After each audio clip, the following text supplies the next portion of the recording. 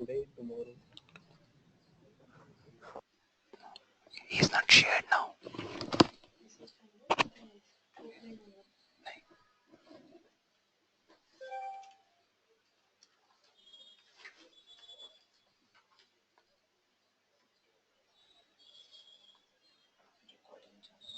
कर लिया.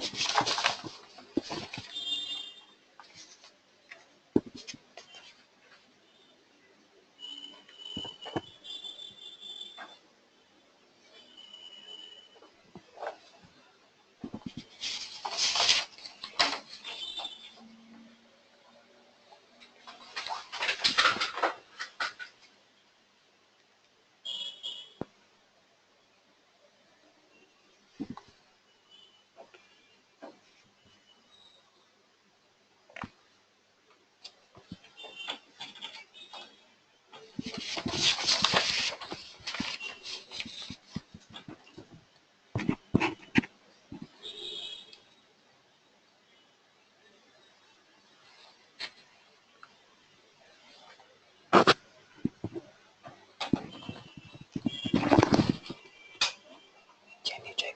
I'm going to start now. Can you hear?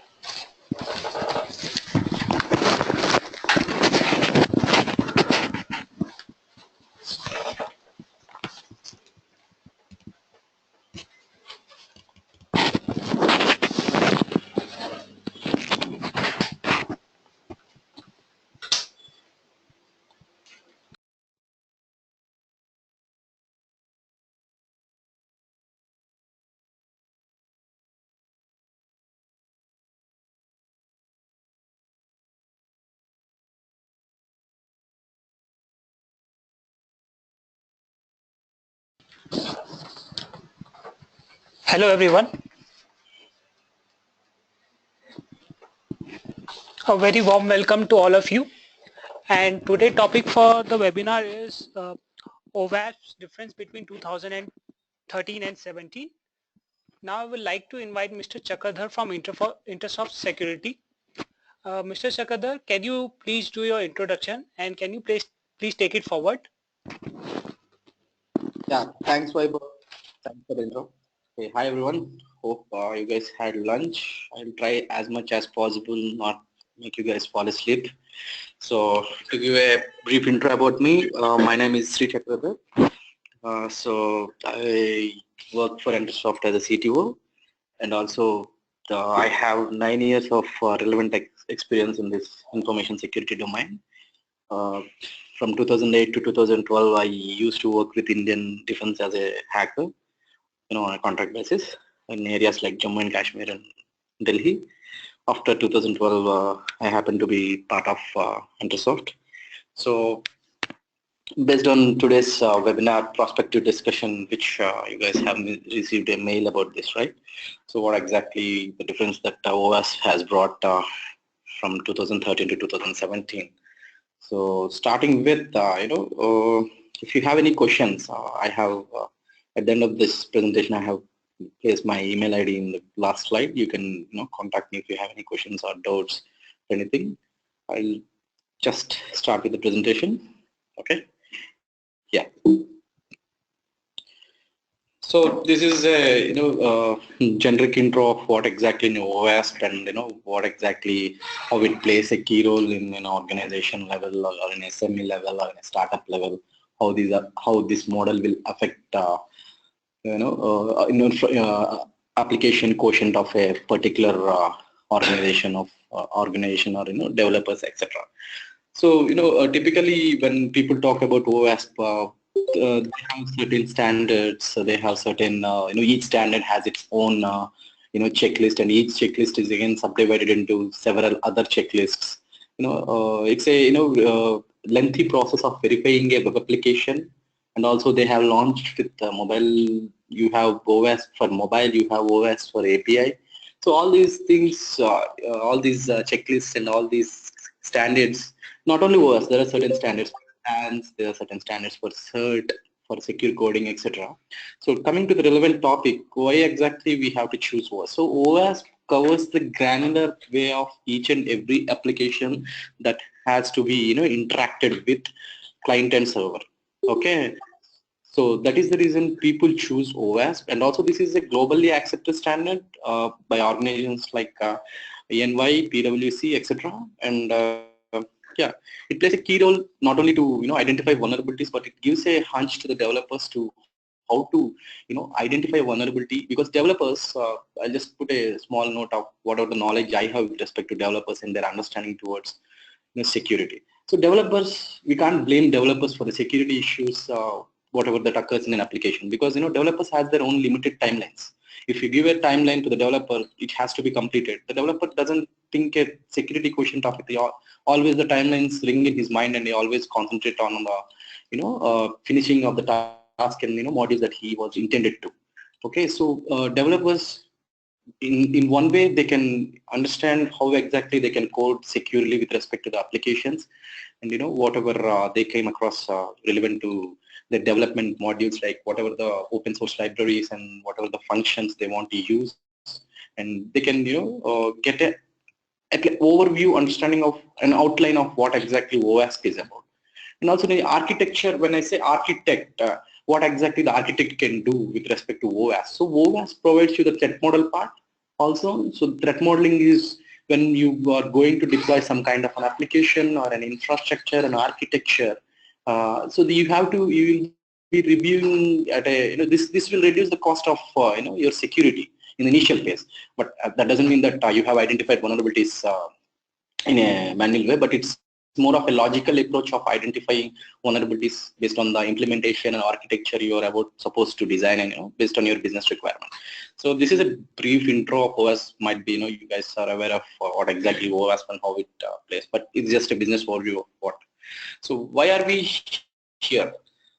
So back in time, web applications and all these applications that were designed by each and every organization. India, country like India, there is no such mandate enforced on every organization in such a way that they have to go through each and every public-facing ITS. It should be penetrated, unlike these compliances which we hear a lot, like PCI DSS, HIPAA, and SOX, FISMA, etc. So these kind of compliances requires more of expert level things, and it is a cost-based thing for any kind of organization. So people, they don't mind to protect their organization assets, but they find it very a trivial issue that an application should be secured, so that the uh, market is evolved in such a way with respect to vulnerabilities, with respect to threats, yeah, and whatever the exploits that are pertaining with respect to another application, its dependencies, etc. So due to this advent, and business owners accept the truth that they have to protect all their applications which are public facing, and also those internal applications, internal faced applications, which that might pose from all levels. You can't specifically point that only, yeah, my organization will be affected from an external point of view. No internal attacks can be happen. So that's a very very meat level understanding back in time. Now that people evolved in such a way and organizations evolved in such a way, the primary concern is application security if they have any public facing IT, applications, whether it is a mobile or, web application.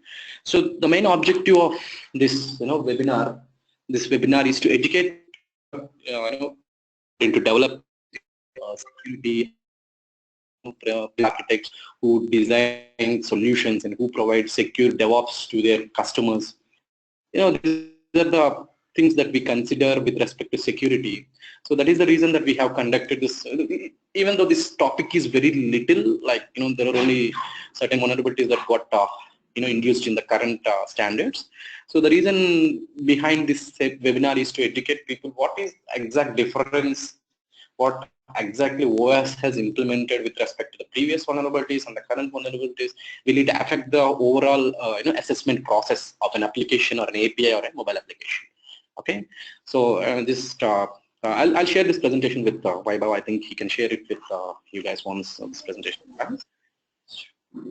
Okay, so yeah, coming to this is a simple flow diagram that you can find it in open source as well, but this is just how vulnerabilities can be impact at a simple in a flow diagram level. I have just pasted I got this from an open source thing. So how exactly agents, let's say threat agents are nothing but the attackers, what exactly they can find out through this. So there is a difference between a vulnerability and a threat. Okay, so in any given day, so let's say today, you take any organization, name one organization, even today if you scan, you can find vulnerabilities. Okay, it's not like no company will not be having it. It is not reasonable to say for any business owner that I am free from vulnerabilities. It is highly impossible, and it doesn't make any logical sense for technical guys like us. Okay, so for any given day, if you scan any company, it will have vulnerabilities, and you can't fix those vulnerabilities immediately because so much functional dependencies,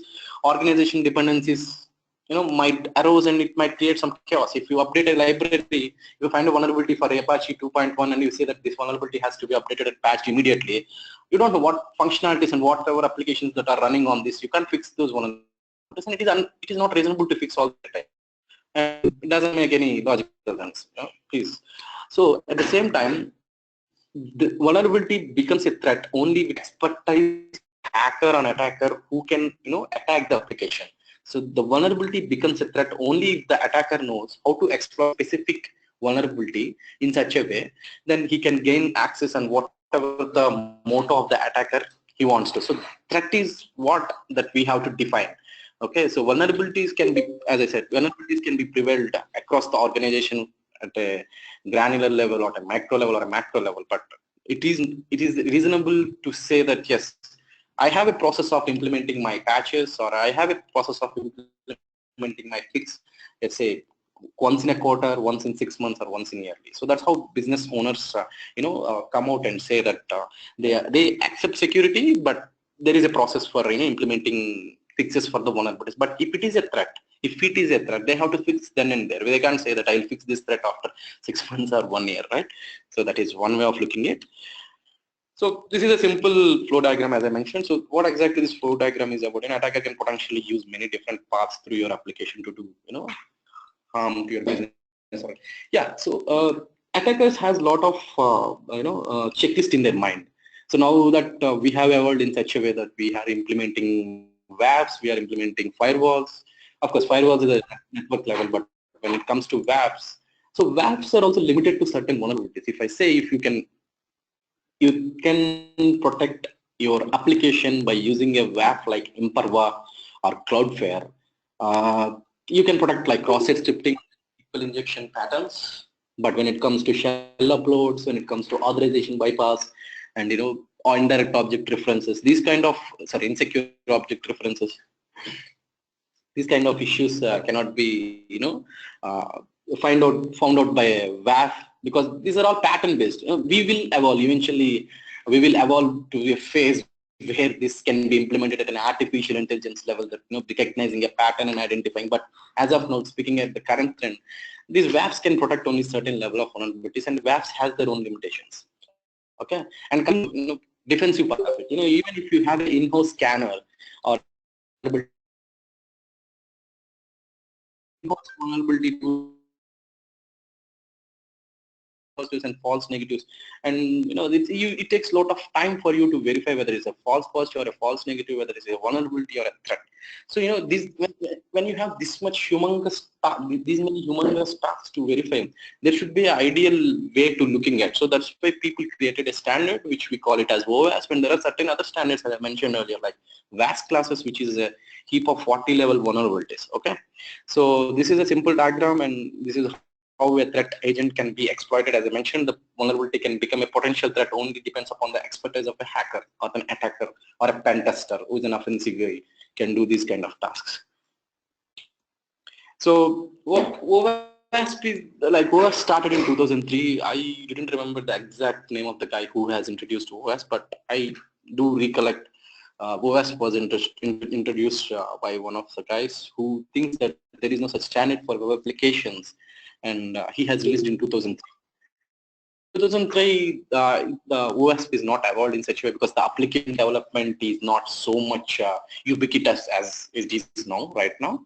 So they have introduced a standard in 2003, and it evolved into 2004, and they have made a couple of changes in 2007. Again, remember 2007, because in the presentation we are discussing the same year for certain kind of vulnerabilities. Okay, these are the different releases. I think once if I can share this presentation, you can go and see what exactly the difference, because current topic is only the difference between 2013 and 17. But yeah, there is a considerable difference from 2000, and OWASP has evolved in such a way because of the latest entry of technologies, functions, APIs, etc. Based on the ecosystem. OWASP also evolved in such a way. They implemented new vulnerabilities. So what is the coming to the core topic, what is the difference between OWASP 2013 and OWASP 2017? They have made certain changes. We can't say that those changes can be negligible, but they, upon verification and upon the trend of the current vulnerability index, like if you go to any common vulnerability exposure index, you can see the ID based, and they say they found out like certain vulnerabilities like CSR of access. They found them as a trivial, and they placed it into medium and etc. But coming to 2013 and 2017, what they have done is there are certain vulnerabilities if you can see this image. So I hope you guys can see the screen and this image, right? So OWASP top 10 previously was with insecure direct object references and missing level functionality access. So when I say missing functional level access control is nothing but an authorization bypass, which can happen when there is no proper control of whatever the say. Let's take an example of, say you have 3 users like admin, super admin, and a normal user. If the normal user can bypass the admin dashboard, or which he shouldn't be authorized to. So this is more of like an authorization bypass. And insecure direct object reference, it is purely dependent on A7 actually. A4 is purely dependent on A7 because A4 you can only, once the authorization has been bypassed, the user tries to use this vulnerability as a leverage. This is more of like a post exploitation, you can say, and he will try to access all the assets which are related to like URLs, like videos, content, etc. Now what have they done? So in 2007, as I mentioned earlier, like in 2007, if you go back to 2007, if you have time after this demo, you can see 2007, it was initially it's broken access control only. In 2013, they have split these two into three. This A4 into two, like this A4 has been divided into 2 ways, like insecure direct object references and missing level functional access. Now what they have done today is they have merged again back both those things back into the broken access control. So coming to to give you a brief understanding of what exactly this OWASP broken access control. So I have created a 2-minute video for 2 of these things. One is on this broken access control of an authorization issue, which I want to show. So I'll just give you a 2-minute video, rough idea of what exactly. Can you see my screen? I guess you guys can see my screen. So what here we are trying to show is we have created a POC for it. So there are 3 users. So the one is the admin and the two other are the dashboard users. You can say it as normal users who wants to, so the idea of this presentation is the normal user can bypass admin and he can deactivate a user. So that is what this demo is about.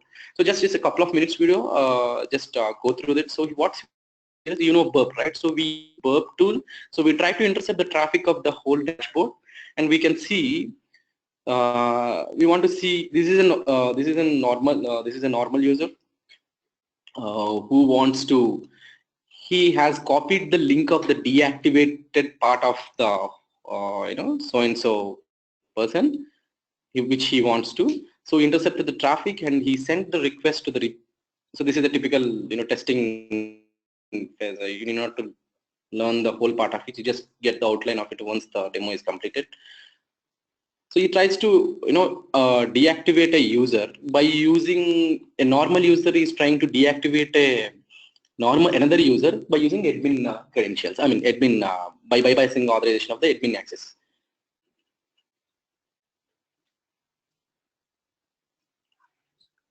This is a normal user.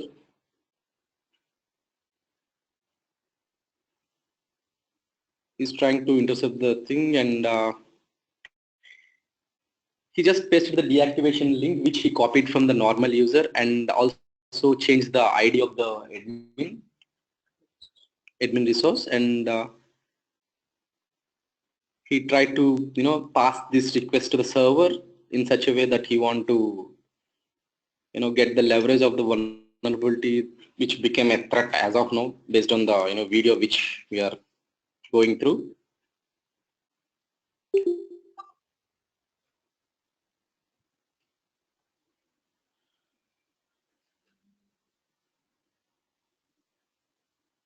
So now the user gets deactivated by a normal user. Say there are two users and one is a normal user who knows the deactivated link and he took the admin part and he deactivated the other user by just intercepting the traffic and bypassing. So now you can see the user got deactivated.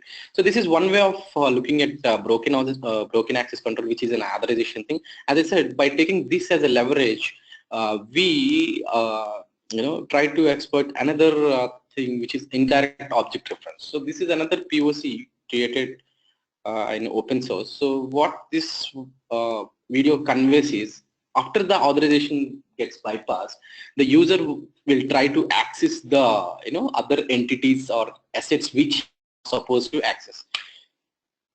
So in this, the user tries to log in with his own username and password, and he just see what exactly his name, what exactly he has. And he observes a pattern here in the URL. If you can see CONORS, COONORS. So he observes. So this is like hacking is not like it's a trial and error. You see and you try. At one point you'll get an success. So this is in that way he tries. This is the username and how the URL accepts the username at a URL level.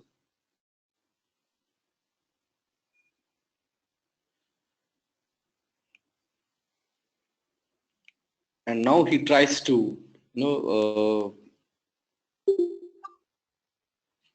tries to access other users to see who are the users that are there in the whole portal, but he doesn't know what's their password.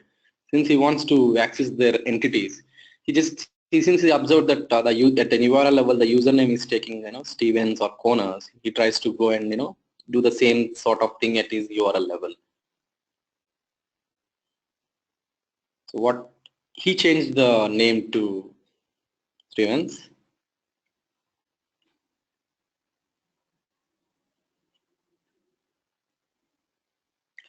So now he can see the whole details of Stevens, which is not he's supposed to do actually. So this is like accessing the thing and using a one vulnerability to access leverage of other vulnerabilities.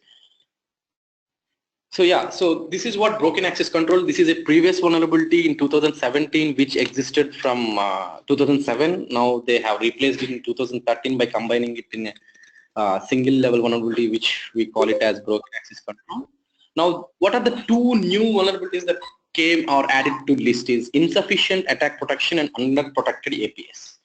Okay, now when we talk about insufficient attack protection, so this is a theory which you can once we finish the demo, we'll just go through. These are the world which I have given you the demo of. These are the 3 world vulnerabilities which got combined into a single level vulnerability. So this is just a brief theory I have written to understand.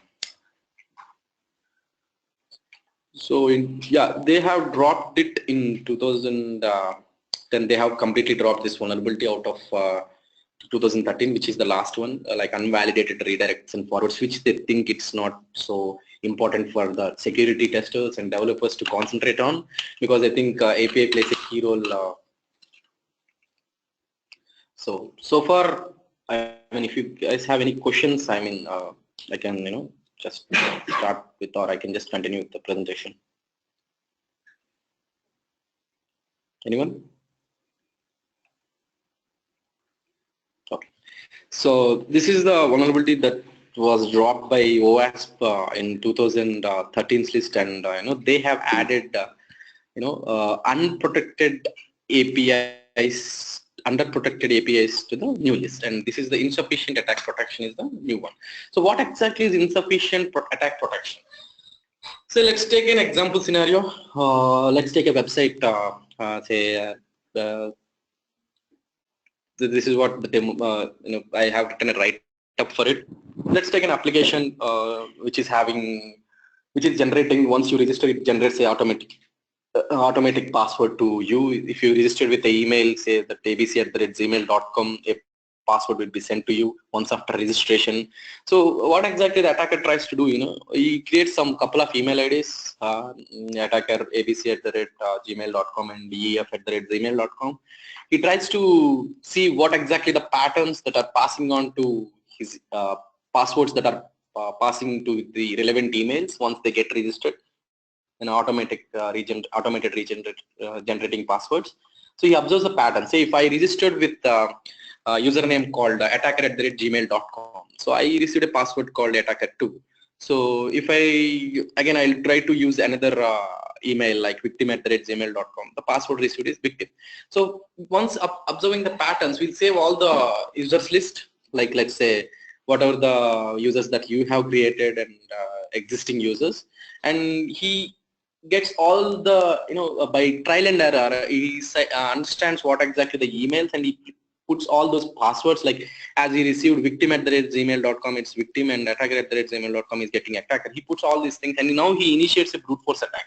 Like we sent a action that has been captured in the burp suite, and we started executing that, right? In the similar way, we send some brute force attack by adding these text files with all the list of usernames and passwords. Now, what exactly happens here is he might be getting logged in, okay, because of this is a very basic level explanation I'm giving, because if I have to give it will take more than half an hour to give only particulars about this one, but I'm just giving you the outline of it so that you can digest and understand the information over the period once you came across this kind of articles. So these usernames and passwords, when we say these usernames and passwords get through, and once he gets logged in, there is a compromise. Now what people are doing right now is CAPTCHA level implementation, what they use previously. Previously people used to, the eBay attack, you might be aware of this eBay attack. People used to use some random Gmail IDs and registered email IDs and used to block eBay for 15 minutes to 20 minutes all the time. It's a brute force attack. Then they came with this CAPTCHA thing, and one way of protecting this from this attack is CAPTCHA. But there are vulnerabilities which we came across. We can even bypass CAPTCHA actually, but no, that is not the context that we are talking right now. So this is the latest entry of the vulnerability. What exactly it does is, you have to, the mitigation is to block the user whenever the user types whatever the application. It depends upon the nature of the application. If you want to keep him for 5 times or 10 times or 20 times, depends upon you, but I would say 3 times is an ideal solution. If the password or the username, whatever he given as an input is wrong, you have to block him after certain times, depends upon. And also implement CAPTCHA for this kind of vulnerabilities. As of now, this is what the basic remedy that you can implement. There are high level remedies, like depends upon your applications functionality. You can implement more and more to avoid bots or robots kind of scripts like brute force and dictionary attacks. So this is the later entry and new entry. So this is underprotected APIs. So when I say APIs are similar to web applications. The testing scenarios are similar. The test cases are similar. The only thing here we see is not an UI part. Only the endpoints will be visible for us. Excuse me. Based on the endpoints and what are the endpoints, each and every endpoint, what exactly it does, reading. So the tedious part of API testing is you need a documentation. For any security tester, if you don't give a documentation, they won't be testing it in a comprehensive way. If someone says that, okay, just give me the API and API URL, I will do everything, then I think there is some discrepancy in their knowledge with respect to API testing. API testing can be done comprehensively and in a secured way through only giving a proper API documentation. Now that people are using a lot of APIs for their applications with respect to mobile web applications to interact with interact with their servers and retrieve the relevant information, pass it on to the clients. So they are designing endpoints nowadays. There are a lot of IoT that is coming into market nowadays. So they are using solutions when the manufacturer is providing a sensor and they have to pass the data through APIs to the cloud solution providers, and there they can see the data. So majority of the applications nowadays are using, mainly mobile applications and IoT solutions are using APIs for their purpose, and also that gives them some confidence that these things cannot be hacked since I'm using a API which is not directly interacting through the application. So yeah, so this API, why WOVAS thought that these APIs should be brought under radar for testing with their checklist that they have been updated with, because they think that APIs are playing a key role nowadays, and people are not educated enough to in a secured way. Not I'm saying that in a different way. Not educated enough to in a secured way to code these APIs and how to store their values, access tokens, etc. So we just want to, I haven't created any POC for this, but because it's very tough to create a POC for a API because I have to show my clients' names, etc. So I haven't done that. So I have created a small write-up for it. So if you take a mobile application, which is at a client, and the client wants to interact and retrieve some information from the server, so the developer has designed an API. So if the APIs are not secured enough, let's say if you are using plain text format, you can see the attacker can see the whole text. If SSL is not implemented, that is a very basic level checklist I can give you. Like if you don't put any SSL to the APIs, yes, the information that is passing on to the database and the information that is retrieving from the database to the client to access, those can be viewed in a plain text format. Apart from that, when an attacker intercepts the communication, if the API is not secured enough, he can retrieve the information which he is not supposed to.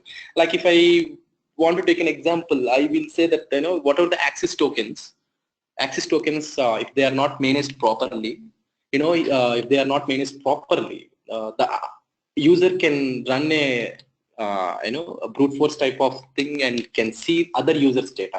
So in one way we can say that he can manipulate, he can edit, he can access whatever the information which we call it as this is one of the checklists, because as I said, for API testing also we will consider the whole OWASP top 10 level vulnerabilities. The testing will be similar to a web application. The testing will be similar to a web application, but only the difference is you don't have a UI. You will be having only the documentation provided by the developers or things, and based on the API calls that has been given to you, you will be performing those test case scenarios, and you will design a test case environment for that. Yes. So given the time, less part of, if I got more time, I would have shown you some live demos of how an API get compromised and those stuff. And so if you have any questions, I think we have 1 minute of time to catch up, or you can drop any query regarding this to my email ID. This is my email ID. And thanks to Vaibhav for organizing this thing. Bye-bye. Thanks, Chakra. Thanks, Chakradhar. Thank you all for joining. Yeah. We had a wonderful session and good evening. Yeah. And if anyone have any questions, you can either mail me or Mr. Chakradhar, as he has already mentioned his email ID, and we will revert back. Good evening and goodbye.